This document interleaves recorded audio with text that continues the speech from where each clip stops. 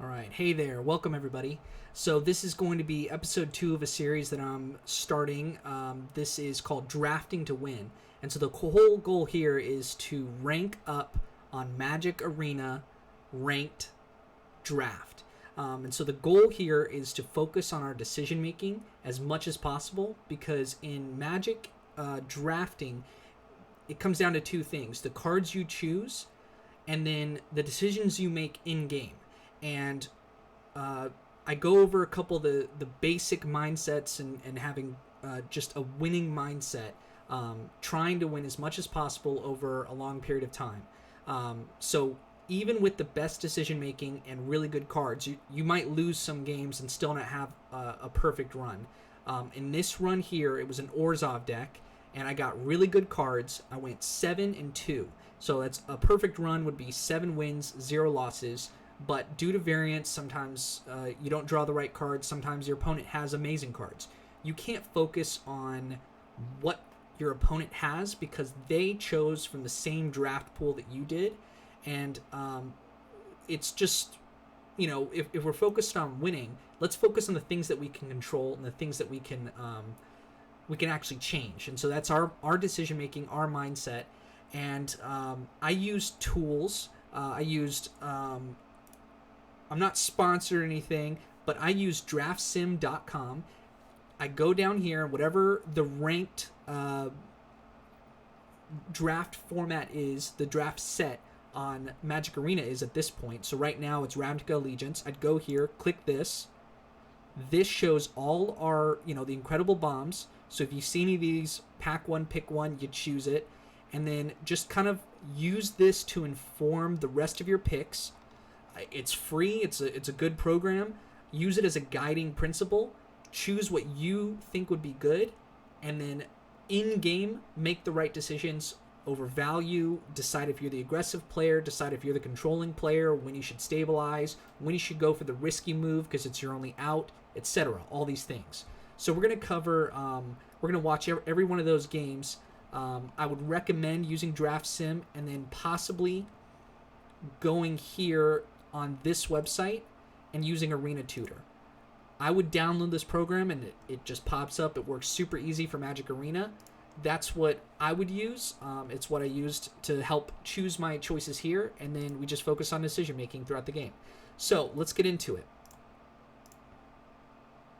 So straight up with this, I start off rank Silver 1, and it progresses. I've been higher before with my limited ranking, and you'll see that go up throughout these games.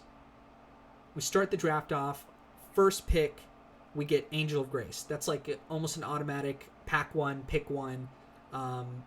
Great card. Incredible bomb. And throughout here, we get a lot of good picks. But sometimes you get the best picks possible, and you might find yourself, why am I not winning? Why am I still losing? Why am I only getting 4 wins, 3 wins, even though I have such good cards? It's probably decision making. Just call it what it is. If you want to improve, what I would recommend recording your gameplay and going back and looking at the games that you lost to see if you could have done it any better at all. So just analyze your mistakes, see things you could have done better, and watch me. And that's literally what we're about to do here for the next 9 games. So you see that I have Spirit of Spires, Angel of Grace, Grasping Thrall. We end up with 4 Blade Jugglers. So Blade Juggler is just a crazy card. Usually replaces itself because as you lay it down, it deals 1 damage to you, and you get to draw it. And it's a 3/2 body for usually 3 mana, which is awesome. So we end up getting the Concordia Pegasus, Sentinel's Mark. Here I think I go with the Syndicate Messenger. Oh, you know what? I actually chose the Resolute Watchdog. I was conflicted on this pick, but it actually ends up doing a lot of work for me, choosing the Resolute Watchdog. Not a very good card, but just for that early game, just having a 1/3 body ends up saving me. You'll see that in a couple games. This was a hard decision for me because I wanted to go with Syndicate Messenger. I end up choosing Resolute Watchdog. Got a Cry of the Canarium. Really good board clear.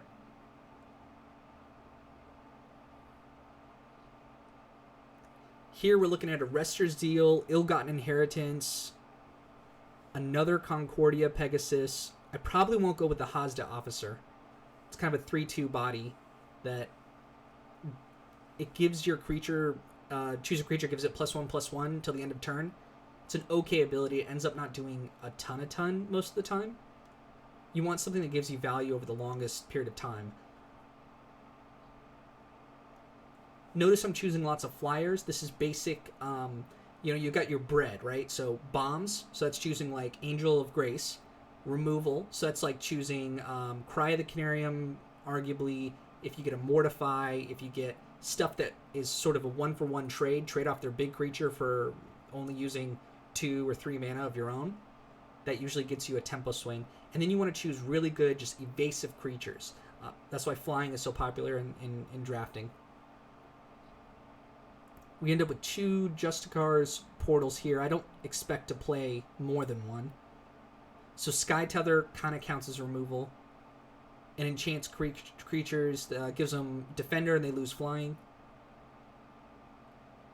So here we absolutely go with the Mortify, because it's removal. But I'm analyzing the rest of the pack. Another Spirit of the Spires. Solid 4-drop, 2/4. Body, it's a flyer, gives your other flyers +0/+1. So here's a tough pick because it's Grasping Thrall versus Blade Juggler. I end up going with the Blade Juggler. Basilica Bellhaunt. This is an awesome pickup. You know, you're sort of pick 5 into pack 2, and you see a Basilica Bellhaunt, solid body, and I was so surprised to get a second one. I was really excited at this point. Syndicate Guildmage, totally fine. And another thing I see is that once you're like locked in, pretty much stick to your 2 colors unless you see a third color, like a one-off that's a really good like bomb or removal. Consider taking those, but I like to play a little bit more conservatively because I hate losing to variants. So I try to make my deck 2 colors because it gives you the most amount. Like, I'm not trying to do anything crazy and go 3 or 4 color. That's fun, but I don't think it produces the most amount of wins. You don't want to lose to I didn't draw my red source for my 3 red cards in my deck. Stick with Orzhov. Orzhov is a solid choice. That way you only have to deal with plains and swamps. So I'm looking at Final Payment here. Final Payment's a fine removal card. Grasping Thrall this late is very good. Got a Consign to the Pit, that's removal. And then I don't think I'm going to play Exposed to Daylight or Justicar's Portal. Although there is one crazy game where Exposed to Daylight would have been really helpful here to kill off the enchantment. But because ranked Magic Arena is only best of 1, you don't really get access to your sideboard. And bringing in a card like Exposed to Daylight to kill off, I think it's artifacts or enchantments, is risky if you're only playing a best of 1, because oftentimes it won't do anything of use and helpful, because you know, if you play a game 1, you see that they have enchantments, then you could sideboard it in if you were playing a best of 3, but we aren't. So a lot of times you can get players if you play like good enchantments on ranked, and you'll see some guy utilize that. It's really interesting. Here, Concordia Pegasus and Angelic Exaltation. Great card if you have a lot of like little flyers, because that card allows you, if you have like a board of creatures, they have a board of creatures, you could just swing with one creature and it gives it +X+X, where X is the number of creatures that you have. So it's a great pick.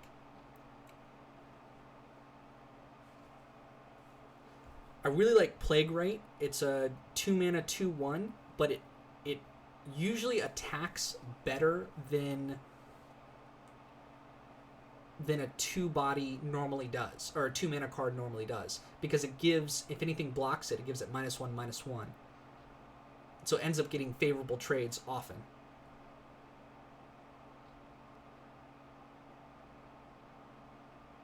Go with Archway Angel, and Archway Angel gives you +2 life for every gate that you have. I end up not drafting any gate cards at all, so that was a little bit interesting. It's that it still gets value, even though it's a 6-mana 3/4 flyer, or maybe it might be a 4/5 flyer. I don't remember, but still a card worth playing. And I would encourage anybody, if you find this part boring, just skip ahead to the gameplay. That might be more exciting. If I were consuming content like this, I probably would skip the draft portion, just go directly to the gameplay, because the tools are available. I mean, you could just look up what's the best ranked cards, and then that informs your first couple picks, and then from there it's just finding sort of the best white and black cards that are given to us that work with our deck. You want to pay attention to not overloading, like with too many 4-drops, 5-drops, 6-drops, because you don't want those stuck in your hand and not finding the mana to play those. So when it comes to 4, 5, 6-drops, you want to have a few amount of those, and instead overload on really efficient 2, 3, and 4 mana cards. That's a very basic concept, but that should make sense to most people.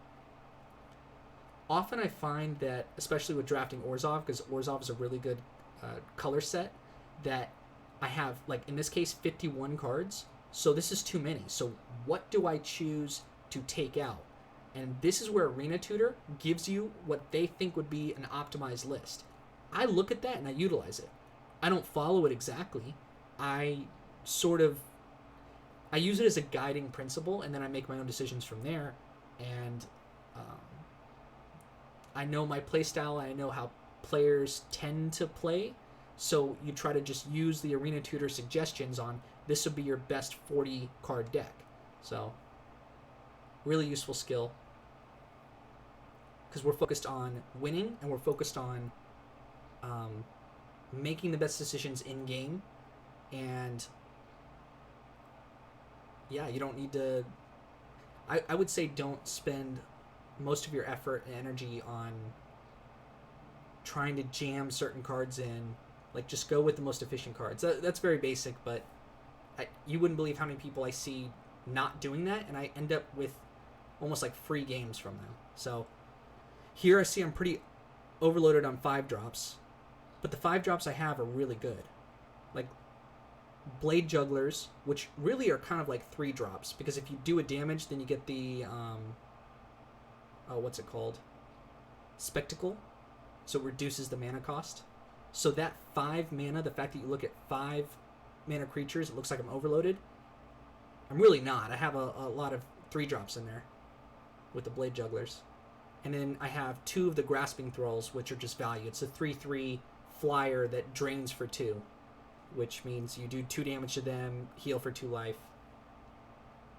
Really solid card. So let's get into the first game. And I made sure I have the right amount of lands, the right amount, I think it's like 17 lands is optimal. I'm happy with this opening hand because we got the final payment in case he does some aggressive early stuff.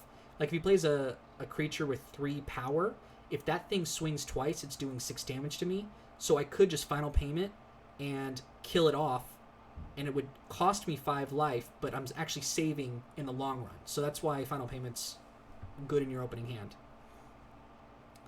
He ends up countering my Syndicate Guildmage. That's totally fine. It's almost like a test at this point, and it's just a card for a card, and the Syndicate Guildmage is not that great of a card. It was my only play here, but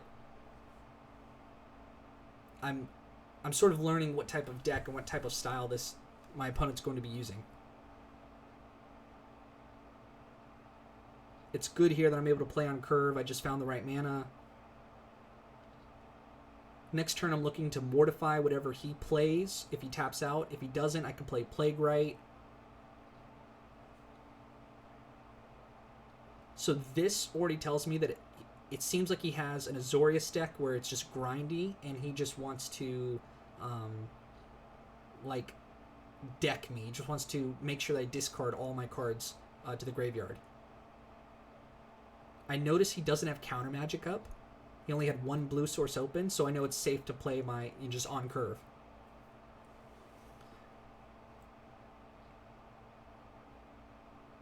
Doesn't play anything. I'm considering that he has counter magic here. So I could play my 5-drop. I like to attack first. Oh. Here, let me move this up. Boom. There we go, it's better.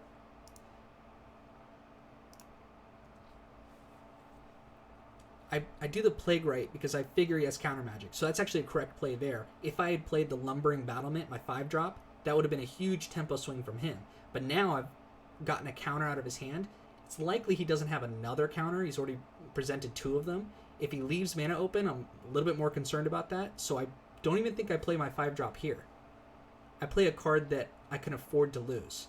We'll see what I actually went with, but yeah, I was thinking about that counter magic. So if he counters this, it's still not bad. Yeah, fine. I'm trading cards I don't really care about with cards that, like with his counter magic. If we're trading 1 for 1, I still have my 5-drop that I could drop down. He finally plays something. I'm not worried about that at all because I have removal in my hand.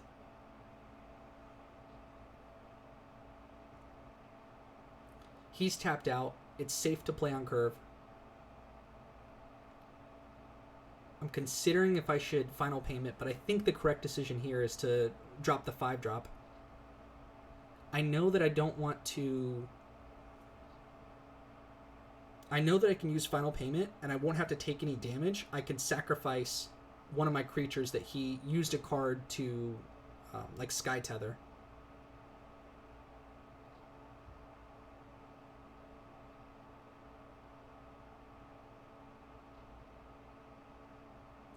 I'm actually not sure if that was the correct choice. I probably should have gone with just the 5-drop.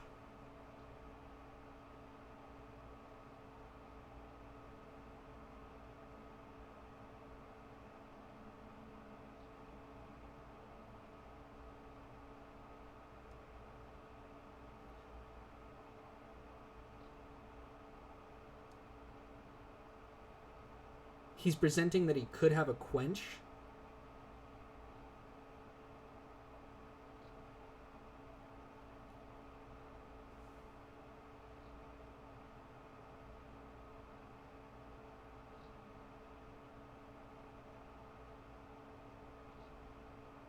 I end up going with it.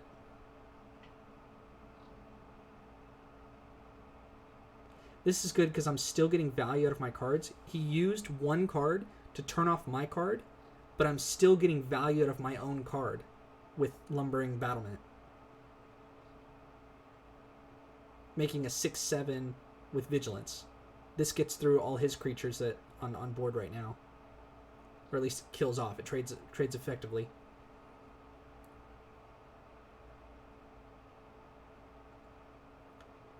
Here, I believe it's correct to pass the turn.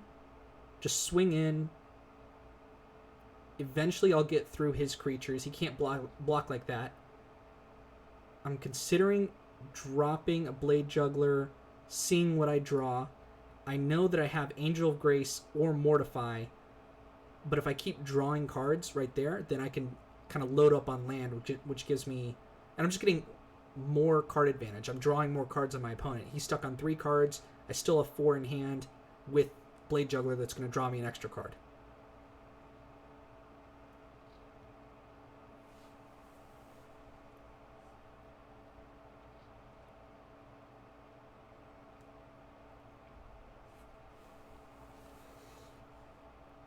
Okay.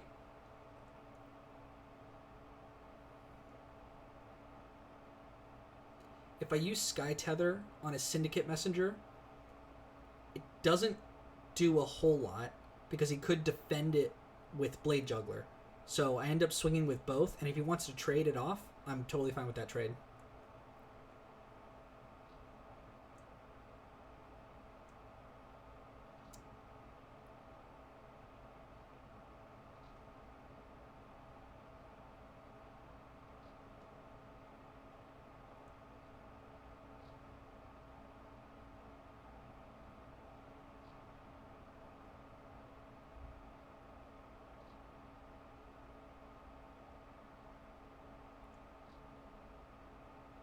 If he counters this, it's not too bad. It's better than if he counters like an Angel of Grace, but I probably wouldn't play the Angel of Grace. I'd swing it back to his turn. This guy seems like he just has lots of counter magic, which is a fine strategy, but against... it's very predictable. If you've shown me one or two pieces of counter magic, I'm going to play such that I'm not going to like lay out my best cards. I'm going to play a little bit sub-optimally and make sure I'm not... like Azorius players are not putting in lots of pressure. You could see that the creatures he's played so far aren't coming in for tons of damage. So I can afford to play it a little bit slow, make sure that I get cards out that if you aren't going to counter them, I'm still developing a board presence. And if you counter them, I'm holding up my better cards for later on anyway. Like the Angel of Grace.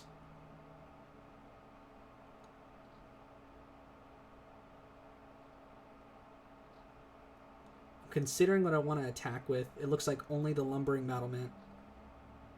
If he wants to trade unfavorably, that's fine with me.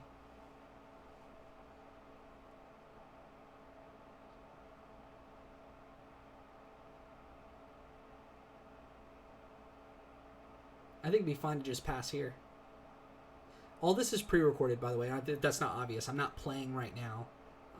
I like to make my decisions in the moment, record my gameplay, and then watch it and do content around it like right now.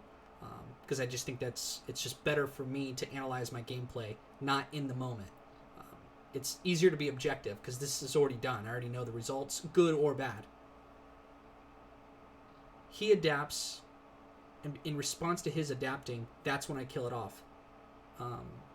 That's a simple move.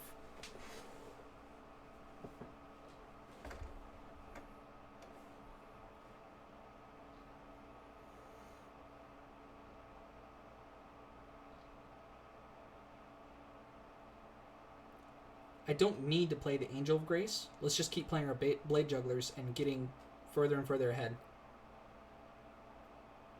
At this point, the game's essentially over. He would have to play something to kill off my 6/7. He'd also have to play a body, and then he has to protect himself from the damage incoming. It's a lot of things that you have to do.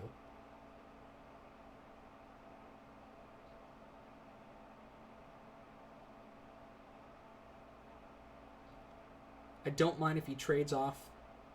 I'd rather get the 3 extra damage in. He blocks the big guy, and we end up doing the Grasping Thrall. GG. Alright, next game. Okay. That's a fine opening. We can use Sky Tether, slow the opponent down if they start off really aggressive. Blade Juggler, trying to get it out. Turn 3 doesn't look like it's going to happen. But if we draw 1 more mana, then we'll be able to play our 4-drop, the Angelic Exaltation. Just trying to find playables. Oh, this is the game that's crazy. I remember this one. I would have hoped that Plains was a swamp instead, but it isn't. That way I could do the Basilica Bellhaunt.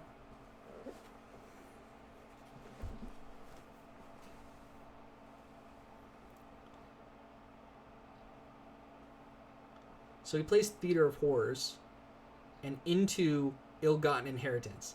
So right there, that combo is crazy. What it does is it allows him to... he's drawing an extra card and putting it underneath Theater of Horrors. And when he deals a damage using Ill-Gotten Inheritance, that means that every turn he can play what's underneath the Theater of Horrors. And so every turn he's drawing into his hand, drawing underneath the Theater of Horrors, and you can play either of those cards. It's such good value, and he's just... I feel like I can't catch up at this point.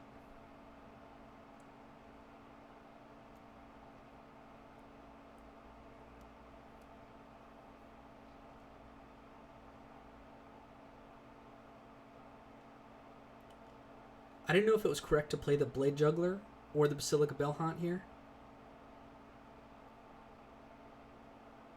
Turns out the Bellhaunt was a fine choice because he discards... If he discards a land, then, you know, it's not very good value for me, but he discarded a card. Just something. So it's like me playing a card, discards a card for him, and now I've got something on board.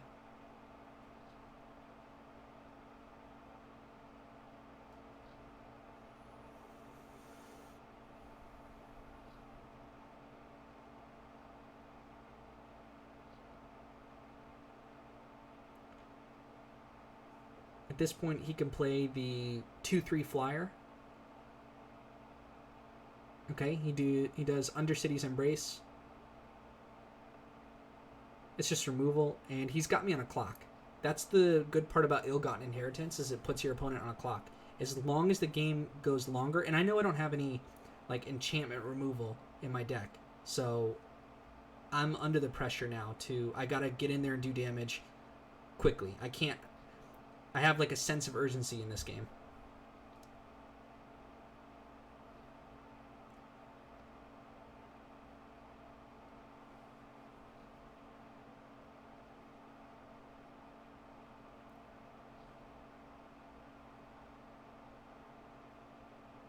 At any point he has Skewer the Critics, and it's 1 mana because of the spectacle cost. He could kill my creature or do 3 damage to my face at any point.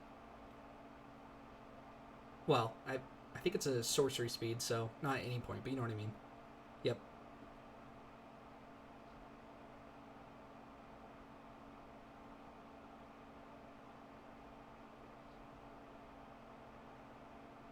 It's actually sort of significant that he exiles that card, the Basilica Bellhaunt, out of my graveyard, because I have Dead Revels that can, for a spectacle cost of 2, I could grab 2 cards out of my graveyard and put them back in my hand.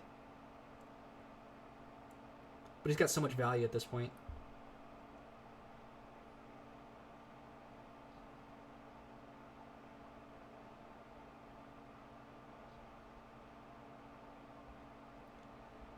I wanted to get some value and have him swing with the Carrion Imp, and then I can kill it with the Angel of Grace. Draws another Ill-Gotten Inheritance. That's insane. The fact that he drafted 3 of them and then got the Theater of Horrors turn 3, turn 4, turn 5.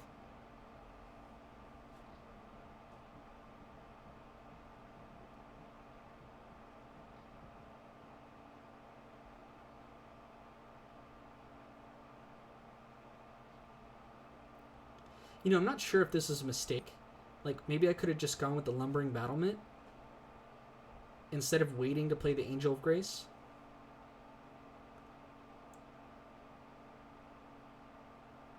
Okay, here's kind of interesting. So he uses a point of removal. He used Get the Point.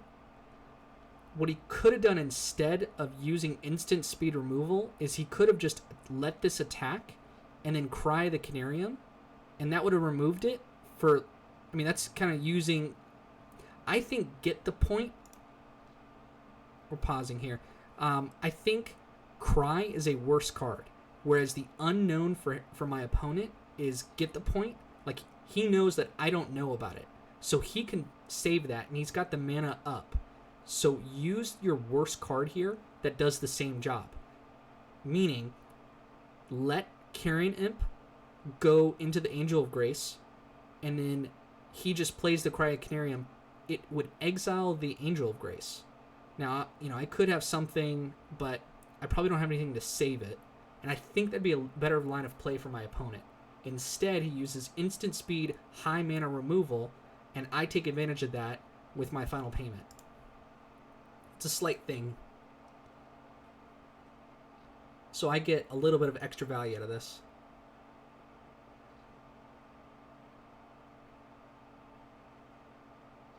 Because my creature's going to die anyway. I am using a card for his card, but I'm trying to make the best of a bad situation.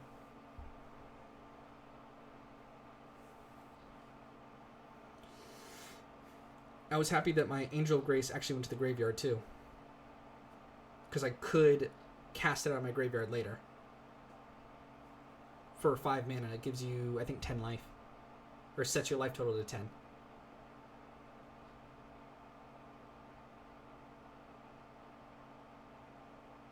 I know here I considered getting those two cards out of the graveyard.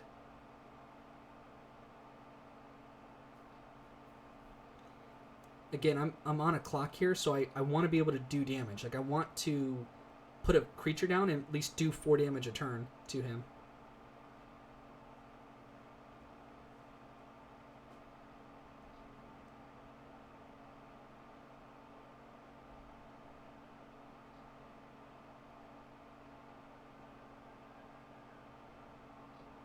Okay, plays another Ill-Gotten Inheritance. He's doing 3 damage a turn. So that puts me on a... I like to think about this too. If your opponent's presenting damage, like saying they're swinging with a flyer and you don't have a blocker to block their flyer, count how many turns you have left and go with that information on the board. So here I know I have, 5 turns before I'm dead? And it's probably sooner than that. It's going to be 4 turns that does 12 damage, right? Because you have 3 of those doing 3 damage, 4 turns, that's 12 life. And then he could click and use his Ill-Gotten Inheritance, which deals, I think it's like 3 or 4 damage to my face. So I'm on less than 4 turns to win this game. And he has 31 life.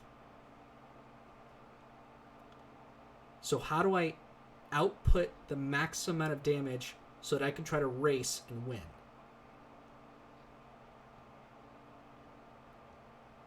Six damage. Get the Spectacle.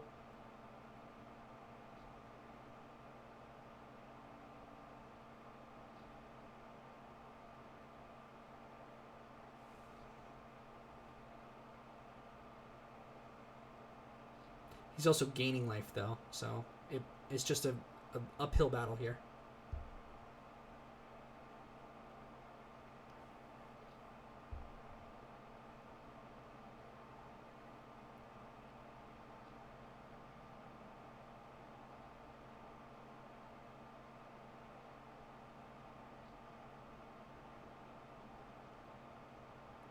I was happy to see that he played the Carrion Imp after I'd already used Dead Revelers, because that would have gotten less value on my Dead Revelers, and I probably would have been forced to play it here.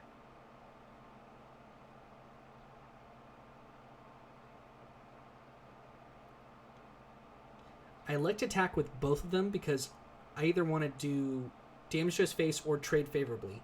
He elects to take the damage just to the face, which is fine. I get the Spectacle. I'm trying to just draw to as many outs as possible. Now, playing Spirit of the Spires here, I'm not sure if that was the best line of play. Should I have played Angel of Grace instead? I'm not sure. One thing to note there is I did Sky Terror on the Rakdos Trumpeter, because the Rakdos Trumpeter has lots of mana open, and it's got Menace. So he could swing, and he would do lots of damage. He could pump up his creature, and I would have to double block, because at this point I'm not in a position where I can take hits to the face. So that's why I chose Sky Terror on the Rakdos Trumpeter, even though it's a crappy 2 mana card.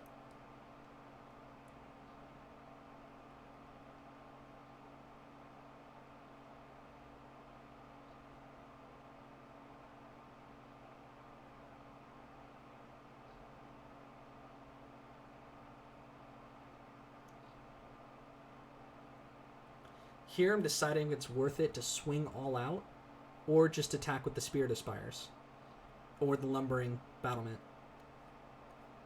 because it gets +X/+X.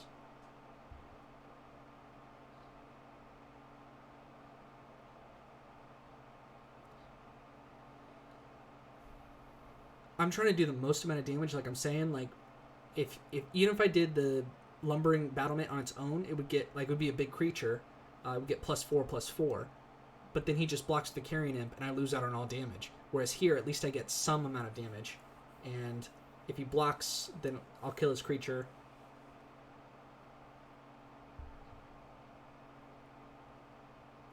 And I can block the Carrion Imp, so that's why I did not swing with the Spirit of the Spire.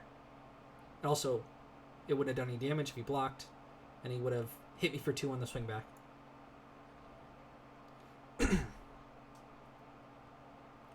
Here, he could pop the Ill-Gotten Inheritance, and I think he misses lethal here.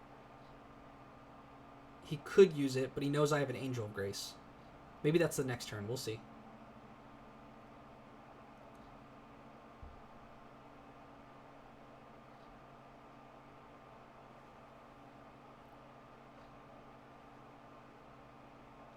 He's got so many outs here.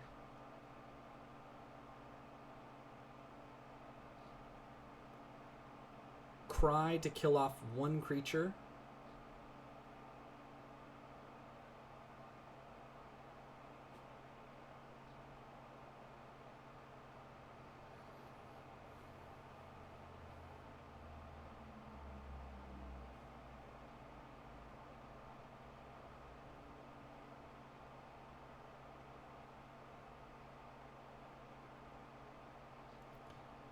And he uses clear the stage to get rid of my big guy. That's a fine line of play. He knows he just needs to buy himself time, and he'll win.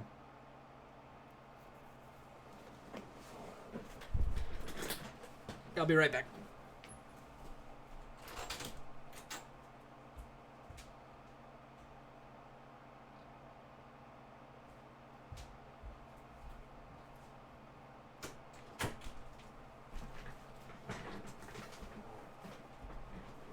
Okay, here I'm expecting him to use the Ill-Gotten Inheritance, and I'm forced to play the Angel of Grace to protect myself.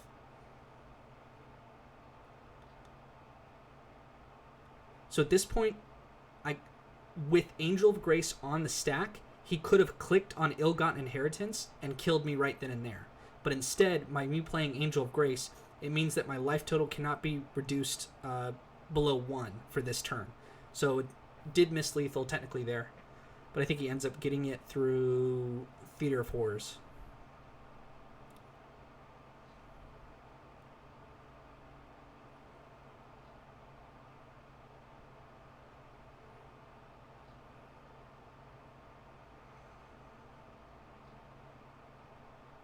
Yep, and as soon as the turn swings to my turn, he activates Theater of Horrors.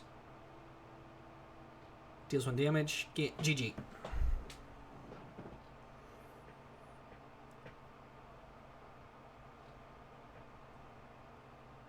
Alright, next game. Okay, I keep a hand all 7.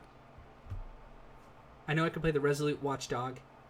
The bad part is it can't swing, so I can't get the Spectacle trigger to play the Blade Juggler, but the fact that I have a playable, I think this is where Resolute Watchdog saves me from lots of damage. So I was happy to actually have drafted that one for early game.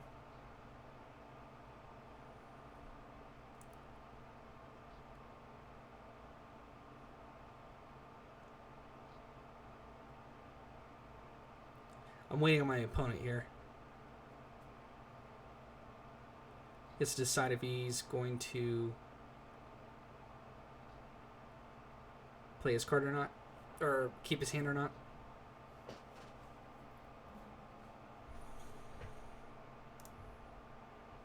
Okay, go ahead and play the Resolute Watchdog. Opponent plays Rakdos Guildgate, drops an Orzhov Guildgate, swings back to me. I'm drawing lands. I'm happy about that. Next turn, I can play the Spirit of the Spires. So maybe it's not this game where the Resolute Watchdog saves me from a fair amount of damage.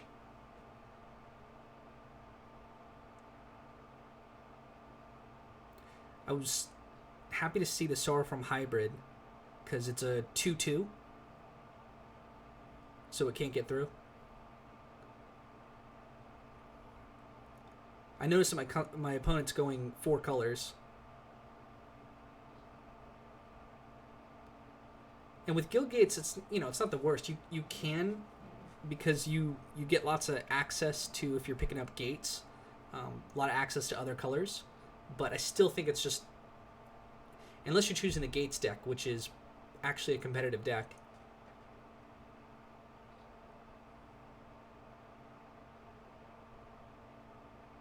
I think it's just better to choose like 2 colors.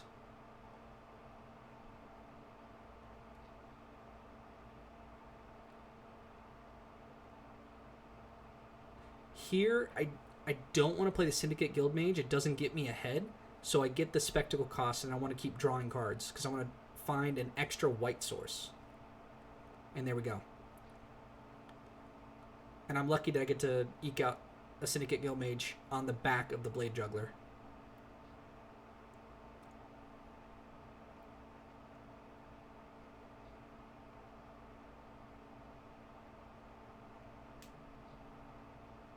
Okay, plays a big guy. I can't get through that with my 2-2 and my 3-2.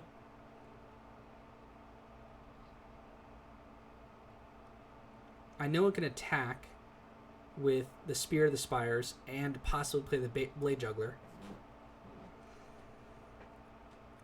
But I'm also thinking about playing the Basilica Bellhaunt.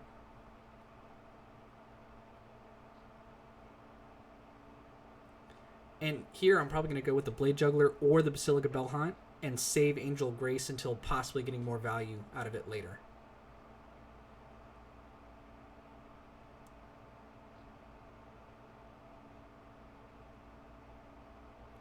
I'm thinking if my opponent has a land in hand, that this turn they're going to play it and hopefully hold up like 4 cards that they want to play now that they have their mana stacked up, and now I can get more value of the Basilica Bellhaunt. So that card's actually advantageous to hold on to for a little bit.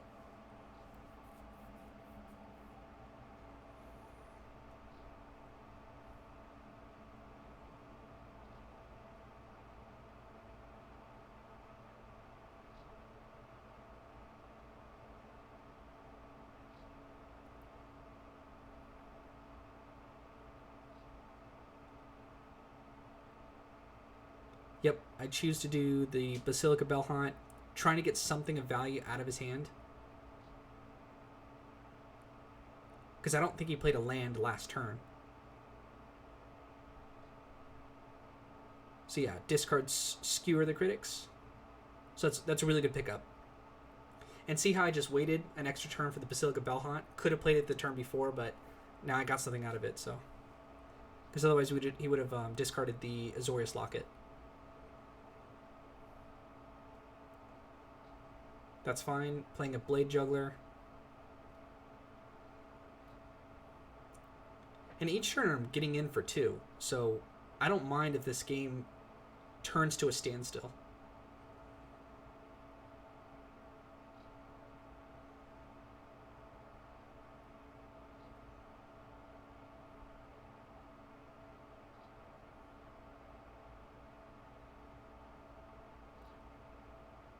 Even if he presents a flyer, now I have 2 to get through.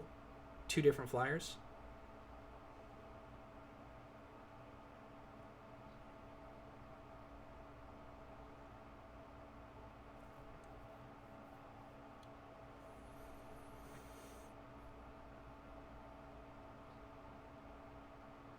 This is why evasion is highly rated, and evasion's really good.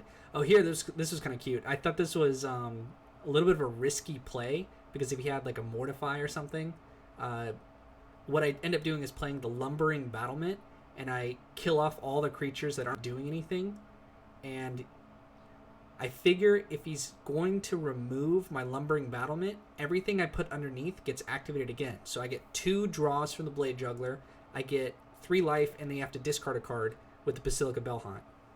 But I probably didn't need to do it on all of them. I could have kept the Resolute Watchdog alive. Okay, I actually chose not to do the Basilica Bellhaunt, so I think that's fine. But I made Lumbering Battlement a huge 10-11 with Vigilance. I think it's a desperation attack. It doesn't give him ahead at all. I think he's just dead on board. So pretty easy game here. Block the big guy even if he wants to adapt.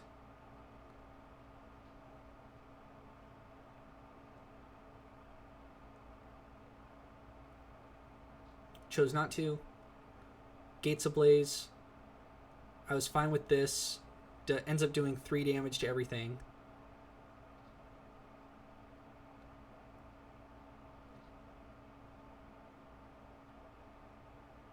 It just doesn't matter at that point. Alright, next game. Okay, I kept a hand of 7. We'll go back and look at it. Yeah, so this is my opening hand. I need to find mana, and I get lucky on this one that I did. Probably, maybe not a keepable hand, because if I draw like 2 or 3 creatures, then I might be dead. Yeah, that's arguably that is very lucky that I drew. I had 3 lands in hand, and I draw 2 extra lands. Now every card in my hand is activatable. So that luck went in my favor.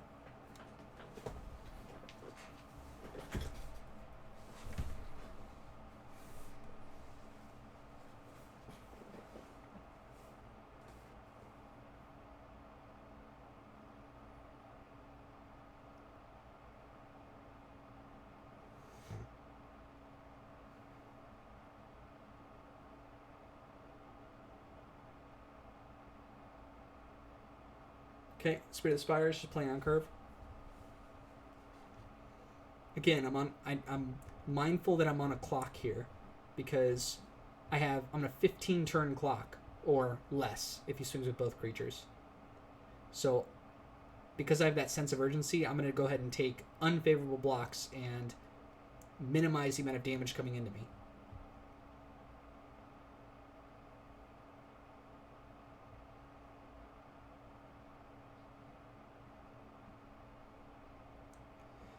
Here I've got a couple options. I think the correct move is to play the Blade Juggler. If I end up playing Basilica Bellhaunt, I think that's a mistake, because he's likely to discard a land here. And so if he discards like a swamp or a plains... Yep, an opponent discarded a plains. Not a big deal to my opponent at this point. I would have rather him play a card. So I play the Blade Juggler, deals a damage to me, draws a card, and then he plays whatever's in his hand, and then next turn Basilica, that would have gotten some value. Slight mistake there. But I still feel fine at this point. I just have to develop the board.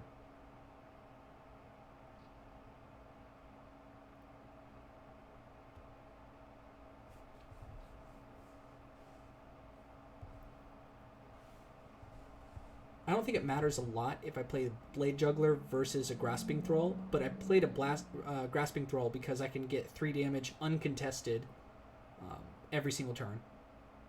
I don't need to draw extra cards. At this point, I feel really good about my position because my opponent's out of cards.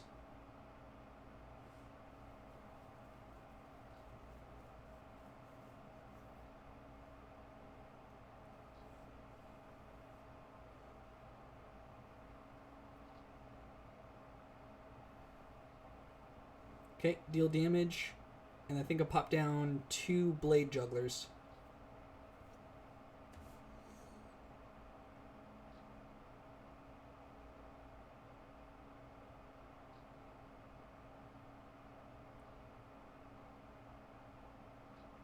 Because I want to race here. I want to put down creatures and attack him before he kills me with the, like, in 13 turns, or 10 turns if he activates it.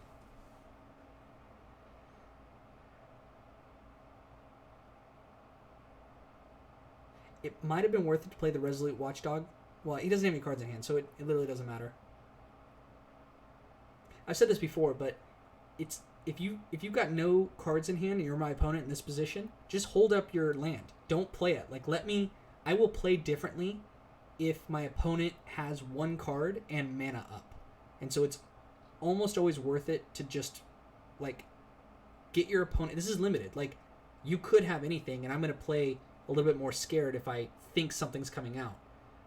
Probably wouldn't have mattered in this case, but just... There's no benefit to just dropping your land without thinking. Like, drop land, pass. It's a small little thing, but I see a lot of people doing it. I'm not scared about having that extra ill-gotten inheritance, and we win that game pretty easily. All right, next one. So far, what we're seeing is just a showcase of drafting the good cards. I don't think there's been anything of significance in terms of decision-making so far that sets this apart from an especially, like, insightful run.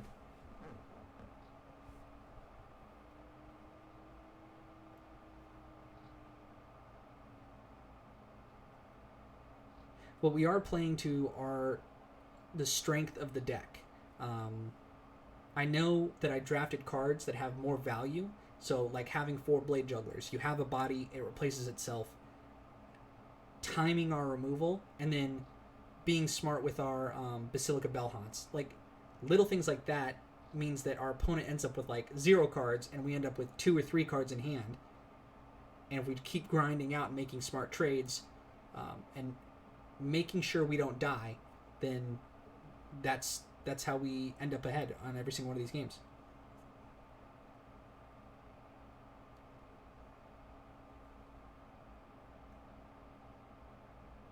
It's nice I get the 1 drop, 2 drop, 3 drop. I would love to see a land.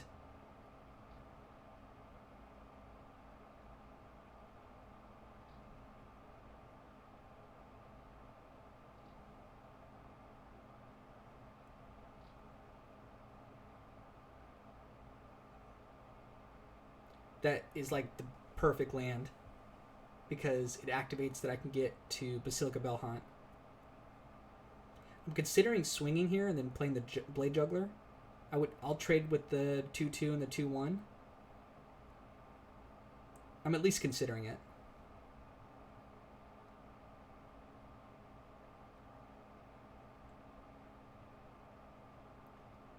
The safer play is just to drop the Basilica Bellhaunt, probably get a land out of my opponent's hand.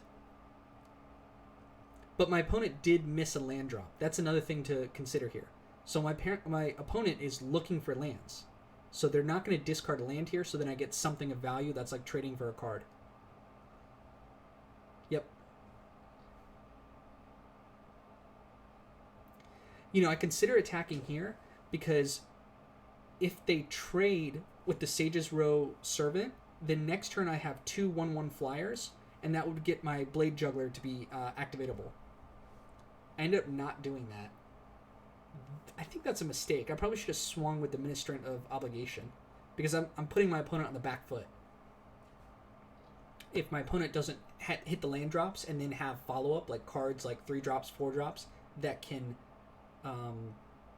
block the creatures on my board, then I'm getting ahead every turn, and I know that in my deck there's going to be cards that once I'm winning, I'm going to keep on winning because I drafted good cards worth lots of value.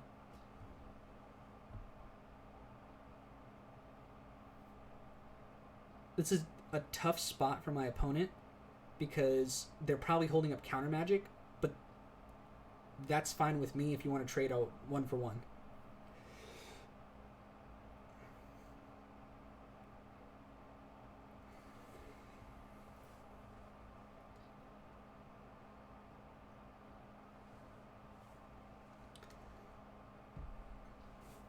Let's see what my options are here.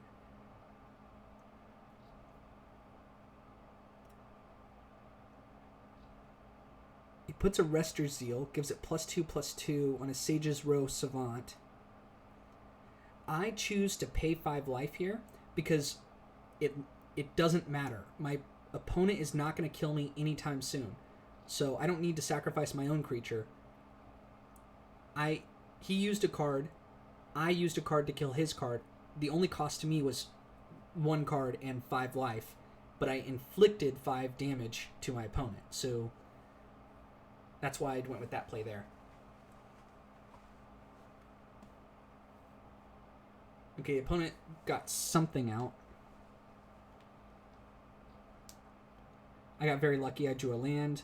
Enables me to play my Blade Juggler and just keep the engine going.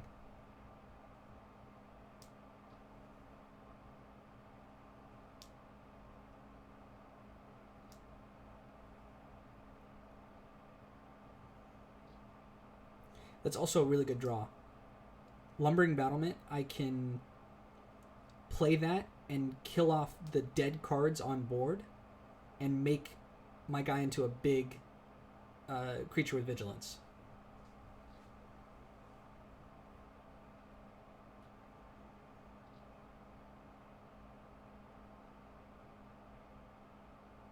I do play the land there because if I play the Lumbering Battlement, I still have a mana up in case of something crazy. I could kill the Resolute Watchdog and make a creature indestructible.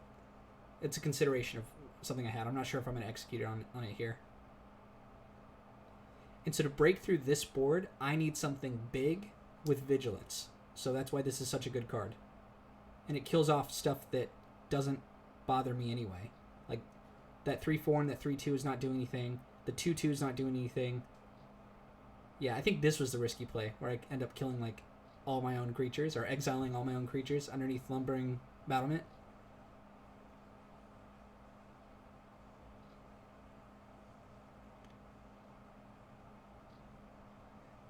Yeah, this is a risk. If he has something that exiles my creature, that would have been a mistake. But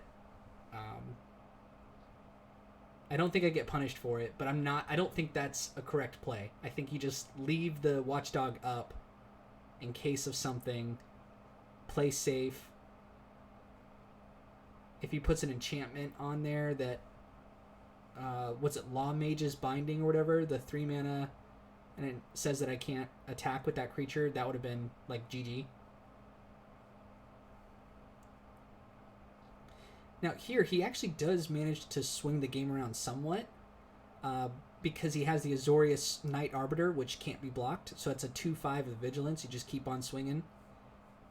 And I'm somewhat concerned at this point. Now, I got lucky. I keep getting really good draws. So that's part of it. It's like there's not a whole lot of skill going on in these games. There's just, I draft a really good deck, but it's important to make sure you don't mess up. Don't give your opponents free wins. Like if you have a good deck, play to its strengths, and you should be rising up on those. And I'm going to have videos in the future of like me drafting bad decks and trying to make the best of it. And, you know, if I can only eke out 4 or 5 wins, well, guess what? That's pretty good with a bad draft, you know? With players, there's a lot of players out there that I face them. They have really good cards, and then they end up only going like 1 or 2 wins. And if you're like one of those players and you're watching this video, there's ways you can make decisions that provide you more advantage. And sometimes those are like unknown unknowns, like you don't know what you don't know. So that's why watching this content and just getting those reps in of playing your own games, you can start to know, oh, okay, I didn't prioritize my cards and I traded 2 for 1 when I shouldn't have. Hopefully that makes sense. Okay, here I just played my creature. He attacks with the Spear of the Spires. I'm not sure why, because I just block it. And he's getting in for 2 damage every turn. I'm going to keep the Spear of the Spires back. I'm going to attack with the Lumbering Battlement. No reason not to. I know he's going to block. He can't afford to take that hit to the face.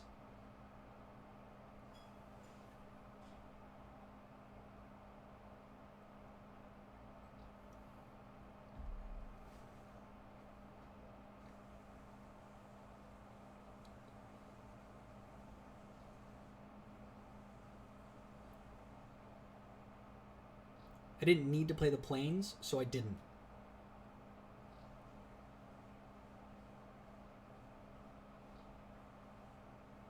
Okay.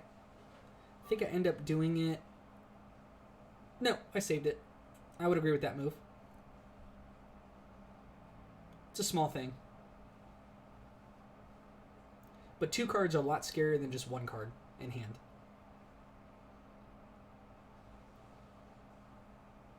Chillbringer is a really good draw for my opponent. But, again, like, I am getting insane draws this game. Angel of Grace is, like, probably the best card I could have chosen. I mean, that or removal. And you guys are going to laugh because I actually end up drawing Mortify, I believe, the next pick, and end up killing the Azorius Knight Arbiter, the only card that I can't block efficiently there. So, Angel of Grace is going to trade next turn with the Chillbringer. It's when I am getting pretty low in life, and my opponent has blockers up. Yep, there's the Mortify.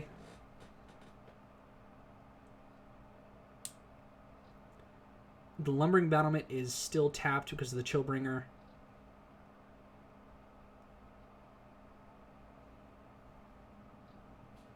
I decided to pass, and my line of play is going to be let him swing I'll pop Angel of Grace down, take out one of his creatures, and then Mortify and try to stabilize from there.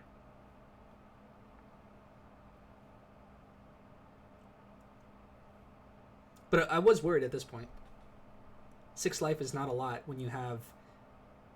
I mean, it's 3 turns with the Azorius Knight Arbiter if I don't do anything about it.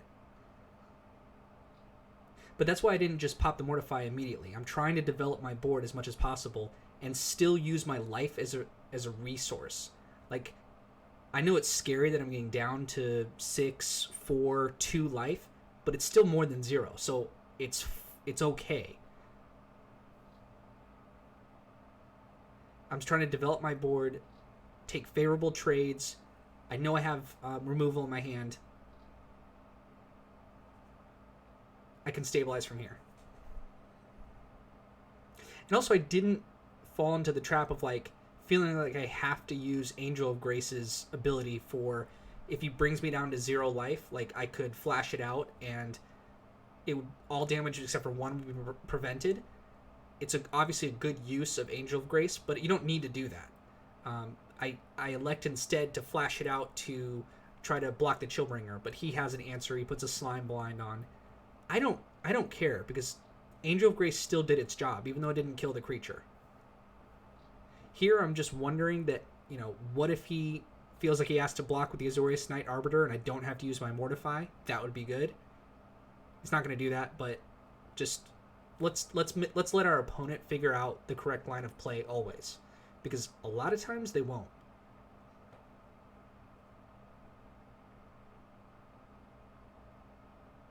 Okay. End up killing that. I don't want him to... I did it on my turn because it doesn't matter, and I don't want him to draw like counter magic or something.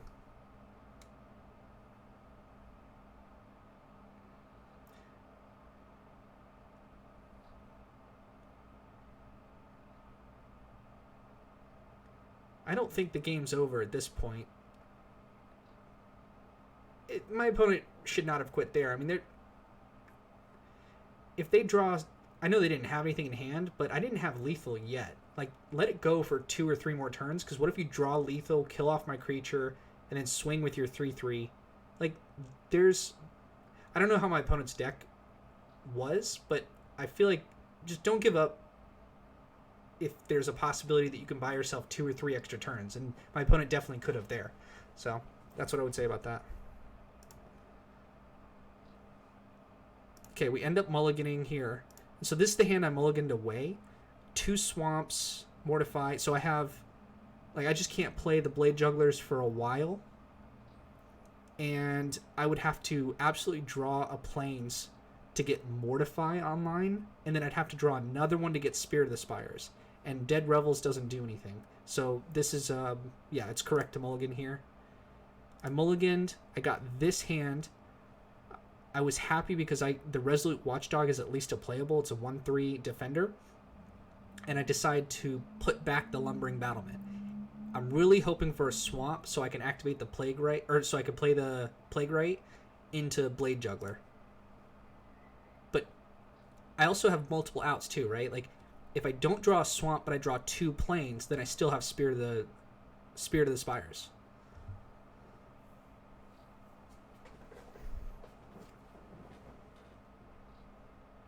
Okay, we got really lucky. Get the swamp. That's just... I guess what I'm saying the whole time, just get really lucky. Just get really good cards and get really good draws, and it's easy peasy, right? No, not really, but I happen to get quite lucky during these games. And I don't even remember it until I'm rewatching it now, so... Okay, so that was actually kind of important. The Plague Rite, my opponent allowed the block to go through, which allows me to get the Blade Juggler. Ends up doing the same thing back to me here that you'll see. I thought about blocking with my Blade Juggler, but I didn't, because it just wouldn't have been a favorable block for me. He would have killed off my 3/2, and then he would have had a 1/1 flyer. I figured he had a Blade Juggler, but I just let him have it. I don't mind trading here. You know, I say that now, but I think that's... Oh. Okay, I don't like the line of play that I just did. Here's why. I have 4 cards in hand. I know what I have, but my opponent has 1, 2, 3, 4, 5, 6 cards in hand. Okay, let's say that 2 of those, 1 or 2 of those is mana. So now my opponent would have 4 mana. I'm just guessing here. 4 mana or 5 mana. And then these 4 cards, if any one of them is better than my 4 cards, which I can't play 1, 2 of them, then it's not good to trade. So what I mean by that is my opponent has more cards and more value right now. So I should just be chilling and stabilizing and hopefully drawing something so I can get favorable trades. Because there's kind of 2 things going on. There's the board game that we want to, who has board control. And at that point we were pretty equal, right? He has a 1-2, he had a 3-2, I have a 2-1, 3-1, 3-2, and a 1-3. So we're pretty equal. Like, no one's ahead on that board.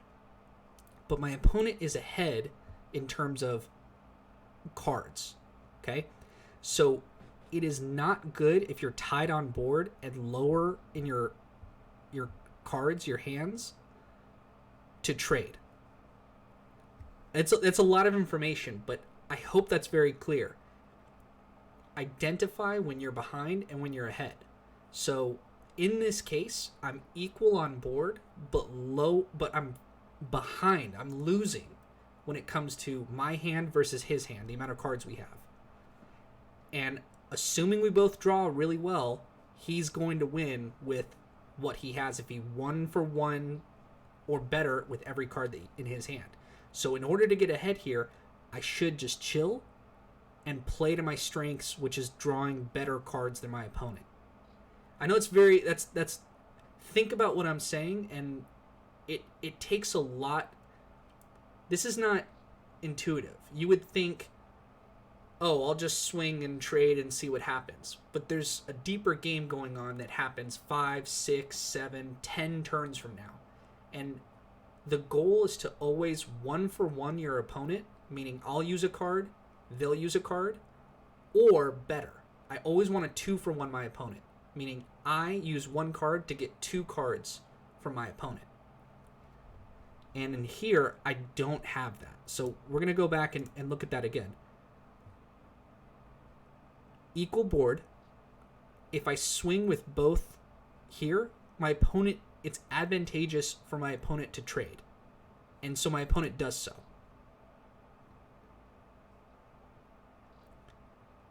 So what I could have done is I need to preempt this. It's really good to think about your attacks before you're going to do them.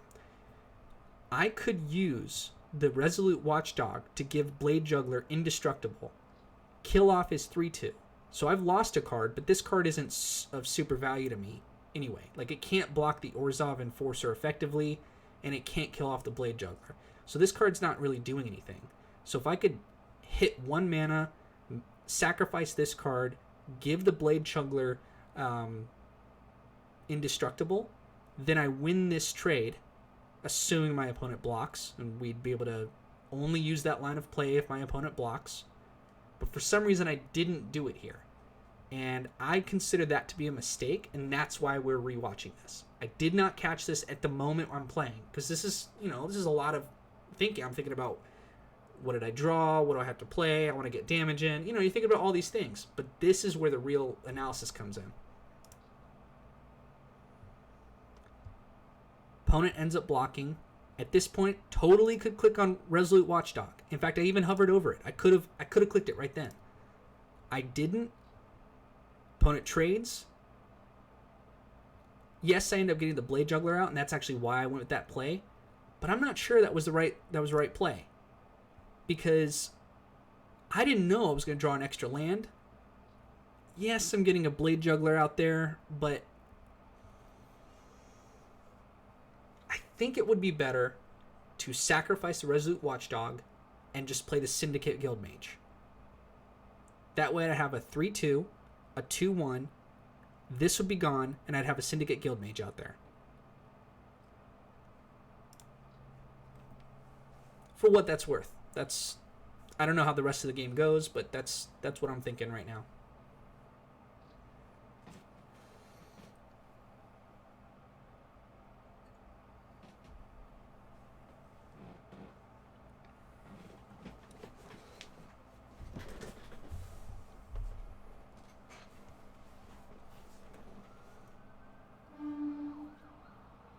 I was very surprised when my opponent only played the Sky Tether and didn't do anything with the 3 mana open.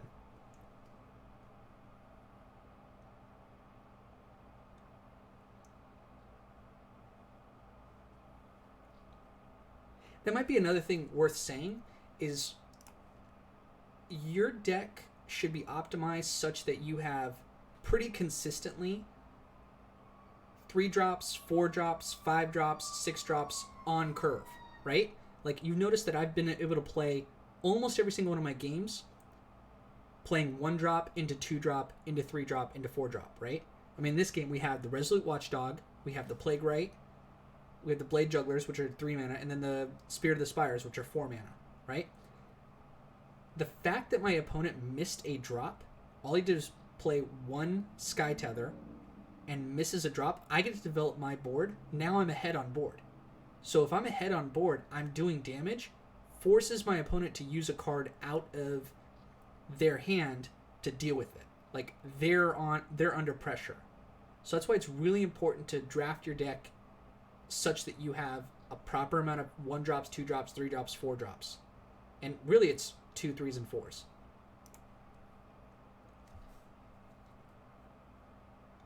Finally, my opponent gets their 5 mana,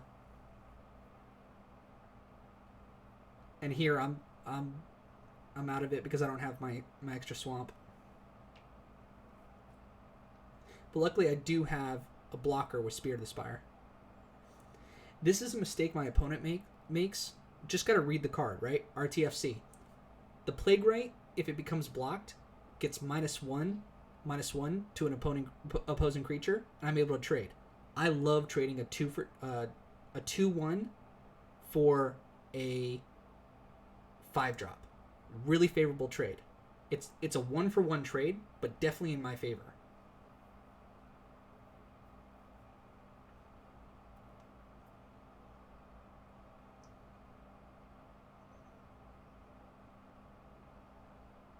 Opponent misses a drop for whatever reason, and I get lucky. I get to draw a 4-drop.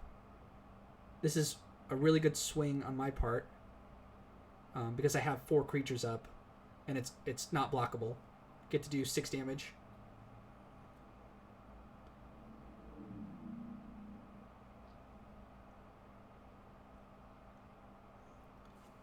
Okay, opponent finds a removal spell. And here I'm hoping for a swamp. If I draw a swamp, that activates Basilica Bellhaunt or Grasping Thrall.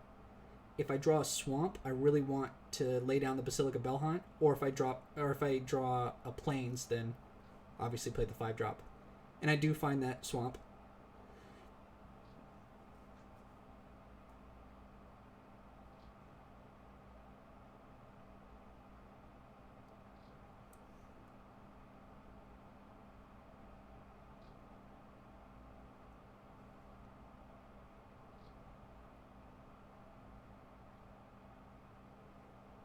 Okay, I didn't get much value out of it, but now I know everything that my opponent's going to do. So that's something. And it was proper to play the Basilica Bellhaunt there, in my opinion.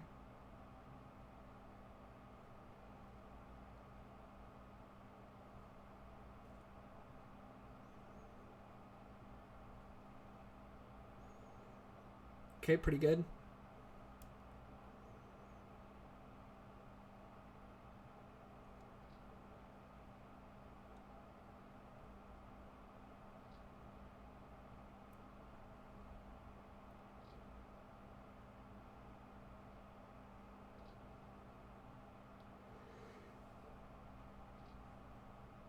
So it's good to play the Grasping Thrall before combat here. if I'm going to swing.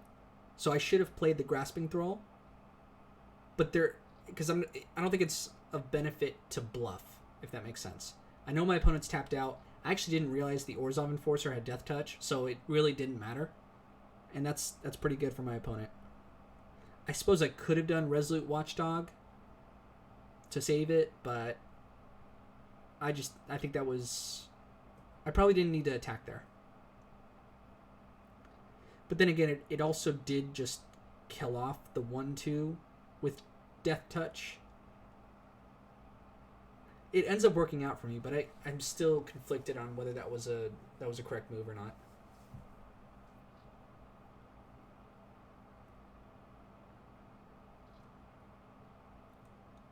My opponent's drawing good cards, but I also am playing the same colors with similar picks, so...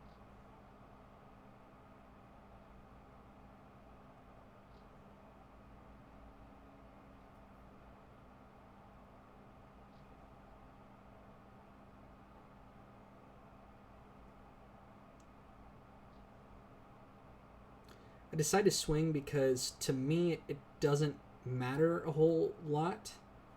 And I'm trying to trade favorably because I have a Blade Juggler in hand. So I'm ahead on cards. I mean, I have at least one card, and I'm going to draw another one over my opponent, who's got no cards, and on board, I'm winning. This was a good opportunity to use the Resolute Watchdog because it wasn't doing me any good just sitting there. And I get to trade off 1 for 1. So I sacrifice a Resolute Watchdog to kill off his 1-2. That's going to cause me problems later. This was a silly attack from my opponent because he just lost the 1-1 for free. Oh, but it doesn't matter. He had a plan. So he wipes the board.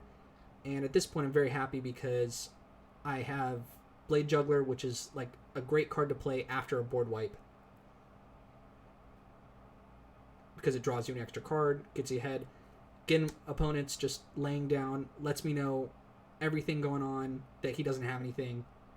It's a small thing, but I wouldn't have played any different, but if he just holds it up, then I'm thinking, what if he has Mortify? What if he has this? What if he has another Kaya's Wrath?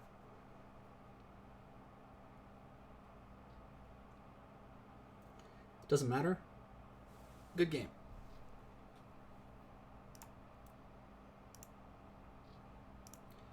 Okay, here I have 3 planes, and I had to mulligan that one away. Because final payment, that means I would have to draw a swamp to activate that.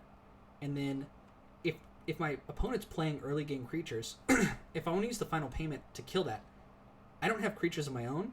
So early game final payment's not that great. Final payment is great if you're ahead on board, or if it's mid-game and you have some creatures that aren't doing anything, so you can sacrifice your own creature and kill off their big guy. But it's not good if you don't have a board and your opponent has creatures that are attacking, because then you have to pay 5 life. So it's really not that efficient. So I didn't consider this to be early game removal or anything like that. But anyway, all right, I'm gonna be right back.